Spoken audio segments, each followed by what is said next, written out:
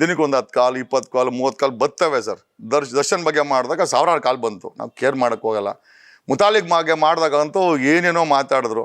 ನಾನು ಹೇಳ್ದಲ್ಲಿ ಒಣ ರೊಟ್ಟಿ ತಿನ್ನೋ ನನ್ನ ಮಕ್ಳು ನಿಮಗೆ ಹಂಗೆ ಇರ್ಬೇಕಾದ್ರೆ ನಾವಿಲ್ಲಿ ಬೆಂಗಳೂರಲ್ಲಿ ಉಷ್ಟಾನ ಭೋಜನ ಮಾಡೋರು. ನಿಮ್ಮ ಬಗ್ಗೆ ಗೌರವ ಇದೆ. 3rd ಕ್ಲಾಸಲ್ಲಿ ಮಾತಾಡಿದ್ರೆ ನಿಮ್ಮ ಹತ್ರ ಆದರೂ ನಾಡು ಬಂದೂಕು ಲೈಸೆನ್ಸ್ ಇಲ್ಲ, ನಮ್ಮ ಹತ್ರ ಲೈಸೆನ್ಸ್ ರಿವಾಲ್ವರ್ಗಳೇ ಉತ್ತರ ಕೊಡ್ತೀವಿ ಅಂತ ಹೇಳಿದ್ದೀವಿ ಸರ್. ಬರ್ತದೆ, ಅದರಲ್ಲಿ 2ನೇ ಮಾತಿಲ್ಲ. ರಾತ್ರಿ 3 ಗಂಟೆ 4 ಗಂಟೆಗೆ ಕಾಲಗಳು ಹಾಕಿರ್ತಾರೆ, ಸೈಲೆಂಟ್ ಮಾಡಿ ಮಡಗಿರ್ತೀನಿ. ಅದು ಏನಿಲ್ಲ ಸರ್. ಅದೆಲ್ಲ ಜೀರ್ಣ ಮಾಡೋ ಕೆಪಾಸಿಟಿ ಇರೋದಕ್ಕೆ ನಾನು ರಾಜಕೀಯಕ್ಕೆ ಬಂದಿರೋದು. ನೋಡಿ, ನಮ್ಮ ಹತ್ರನೂ ಕೂಡ ಸರ್ಕಾರಕ್ಕೆ ಕೇಳಿದೆ, ನೋಡಪ್ಪ ಇಷ್ಟೆಲ್ಲ ಹೋರಾಟ ಮಾಡ್ತಾ ಇದ್ದೀವಿ, ಕಳೆದ 2010ರಿಂದ ವಿ ಆರ್ ಆ್ಯಕ್ಟಿವ್ ಪೊಲಿಟಿಕ್ಸಲ್ಲಿ ಇದ್ದೀವಿ, ಹೋರಾಟ ಮಾಡ್ತಾ ಇದ್ದೀವಿ, ರಕ್ಷಣೆ ಕೊಡಿ ಅಂದರು. BJP ಅವ್ರು ಕೊಡಿಲ್ಲ, ಕಾಂಗ್ರೆಸ್ ಅವರು ಕೊಡಿಲ್ಲ.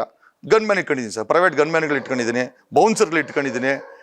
ಸಾಕು ಸರ್, ನಮ್ಮನ್ನು ನಾವು ರಕ್ಷಣೆ ಮಾಡೋ ಕೆಪಾಸಿಟಿ ಇದೆ. ಯಾಕಂದರೆ CM ಆಗೋನು ಅದು ಕೆಪಾಸಿಟಿ ಇಲ್ಲ ಅಂತಂದರೆ ಒಳ್ಳೆ ಕಾರ್ಗಳು ತಗೊಂಡಿದ್ದೀವಿ, ಇಂಪಾರ್ಟೆಂಟ್ ಕಾರ್ಗಳಲ್ಲಿ ಓಡಾಡ್ತೀವಿ. ಯಾವನ ಓಡಾಡೋದು ಯಾಕೆ? ಆಂಧ್ರ ಮೂಲದವರೆಲ್ಲ ಬಂದು ಇಲ್ಲಿ ಆಟ ಆಡ್ತಾರೆ. ಅವನು ನಾಯ್ಡು, ಮುನ್ರತ್ನ ನಾಯ್ಡು ಒಳ್ಳೊಳ್ಳೆ ಕಾರ್ ಮಾಡ್ಕೊಂಡವನೆ ಈ ವಯಸ್ಸಲ್ಲಿ. ಬಳ್ಳಾರಿ ಬ್ರದರ್ಸ್ ಒಳ್ಳೊಳ್ಳೆ ಕಾರ್ಗಳು ಮಾಡ್ಕೊಂಡವ್ರೆ. ನಾವು ಇಲ್ಲಿ ಕೆಂಪೇಗೌಡರು ವಂಶದವ್ರು ಒಂದಷ್ಟು ಒಳ್ಳೆ ಕಾರ್ ತಗೊಂಡಿದ್ದೀವಿ, ಸೆಕ್ಯೂರಿಟಿ ಮಾಡ್ಕೊಂಡಿದ್ದೀವಿ. ಖಂಡಿತವಾಗಿ CM ಕ್ಯಾಂಡಿಡೇಟು ಸರ್. ನೆಕ್ಸ್ಟು ನಾನೇ ಅಧ್ಯಕ್ಷ, ಯಾರಿಗೆ ಅಂತ ಆಮೇಲೆ ಹೇಳ್ತೀನಿ.